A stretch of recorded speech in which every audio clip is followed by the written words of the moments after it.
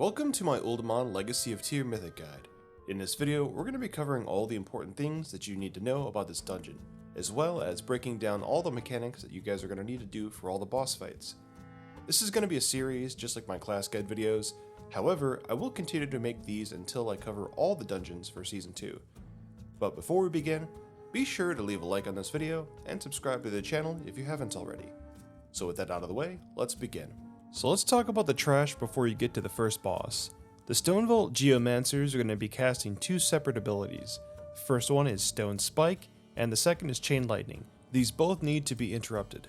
Vicious Basilisks have Chomp, which is going to put a bleed effect on you, and Spiked Carapace will basically make them be able to reflect damage back. Hulking Berserkers can use Diseased Bite, which will make your movement speed be reduced by 30%, but the main thing you want to avoid with them is their Brutal Slam, which will stun all enemies within 7 yards for 1.5 seconds and deal damage. So make sure you get out of that. And then also, once they get down to 40% health, they're going to be casting Reckless Rage, which is going to make them take 20% more damage, but also deal 20% more damage. So now let's talk about the first boss fight, the Three Dwarves. So the first thing you want to worry about is Olaf casting Ricocheting Shield. It'll bounce between up to 5 players, so just stay spread out and you guys won't hurt each other. Eric the Swift will occasionally cast Skullcracker, which is going to do AoE damage if anyone is within 5 yards of the targeted player, so be sure to be spread out again. Defensive Bulwark is another ability that Olaf can do. It'll provide them 75% damage reduction while they're in the bubble, and it's interruptible, so make sure to interrupt that.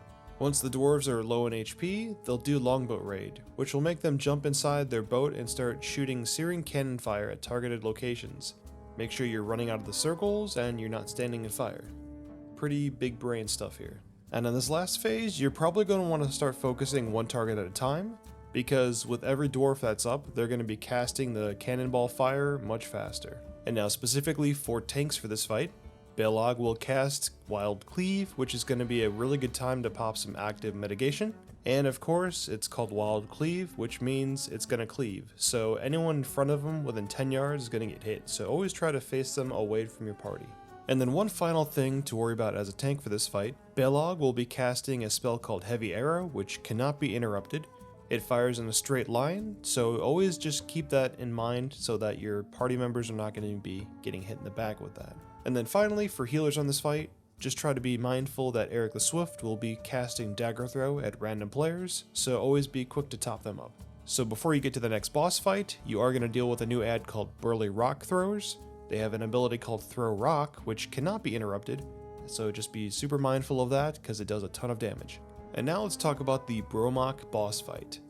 So the first thing you guys want to keep in mind with this fight is that right off the start, Bromach's going to cast Call of the Deep, which is going to summon some adds around the room. The best way to deal with this right at the very beginning is to just line of sight them, because there are some casters and they come from all different angles, so it's going to be really difficult unless you have a bunch of DKs in your group to get them all kind of wrangled together. Occasionally the boss will cast an ability called Thundering Slam, which is super televised. It's going to be that giant blue circle around him. Just get out of that, it's really easy. At some point during the fight, Quaking Totem will spawn, which everyone in your group needs to instantly focus and just start burning it down, because as you guys have that totem up, they're going to be taking shocking damage periodically, so it's extremely important to burn that totem as soon as it pops. And the nice thing about destroying this totem is that within 8 yards, it's going to stun all enemies around it. And on top of that, they're going to take 200% increased damage for 10 seconds, so burn time. He will also randomly cast Bloodlust on himself, which you can't interrupt, but you can dispel it as an Enrage. And now as you make your way to the next boss fight, the Earthing Custodians will have a Frontal Cleave, so make sure they're not facing the party or your melee. Their auto attacks also apply a bleed, so be sure to be popping some active mitigation during this point. Alright, now let's talk about the Sentinel Talondras. So the first thing before we explain this fight, we need to know how Ancient Dynamo works. At the beginning of the fight, the boss will have 2 stacks of Inexorable, which gives her immunity to stun effects. And this is important because later on during the fight, we're going to have to stun her with Resonating Orbs or any other kind of stun effect to prevent the boss from gaining Titanic Empowerment, which is an Enrage. Periodically through the fight, the boss will cast Crushing Stomp, which will knock players away and also interrupt their casts. So the best way to deal with this is to just stop casting right before the boss finishes their cast. Throughout the fight, resonating orbs will spawn on the ground. Do not touch them, whatever you do, because it's just going to make the fight harder. You need them later to stun the boss. Throughout the fight, the boss will gain an ability called Unrelenting, and is basically a soft enrage timer. As a tank for this fight, when the boss gets to 100 energy, she's going to cast Titanic Empowerment. At this point, you want to kite her into the resonating orbs to stun her. As a healer for this fight, the one ability you really want to worry about is Earthen Shards, which is a bleed effect that'll go out to random party members. This is a good time for you to pop healing cooldowns, or for your teammates to use their defensives. And now as we move on to the next boss fight, we're going to be encountering quite a few new enemies, which have a bunch of things you guys need to keep in mind.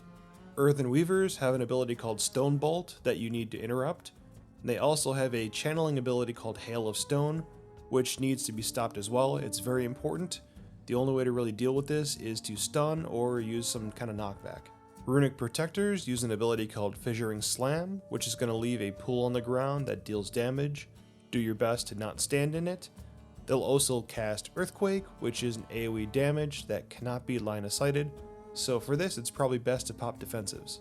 Earthen Warders need to be interrupted when they cast Earthen Ward, and then also Curse of Stone. Those are two very important abilities that need to be taken care of. Skittering Crawlers will pounce at random target members. Your healers need to be on top of this because it will kill people. They also put a poison on the tank, which can be dispelled. And then finally, the Cavern Seeker Bats cast Sonic Burst, which need to be interrupted at all cost. And now on to Emberon.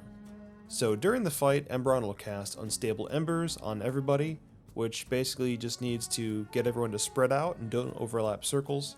Once the boss reaches 100% energy, he's going to go immune, and now it's time to just start killing the adds around the room.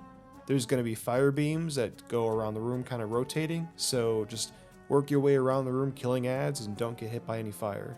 A good tip for this fight for your DPS, when it's time to kill the adds, make sure you guys spread out so you guys can all burn one down separately, and also use your cooldowns during that phase since you're going to be taking a lot of fire damage to help your healers out. As a tank, the boss will cast Searing Clap, which is a frontal ability, so make sure that's aimed away from your party. As a healer, you guys want to dispel Burning Heat as soon as you possibly can because it's a bunch of damage. And then also, during the add phase, try to save your healing cooldowns for that point because everyone's going to be taking a bunch of damage. And now for the trash, as you make your way to the final boss. Emberstone Golems will do an AoE called Thunderous Clap. You can actually outrange this, so if you're a ranged player, try to stay away from it. Earthen Guardians will cast Blessing of Tyr, which cannot be interrupted.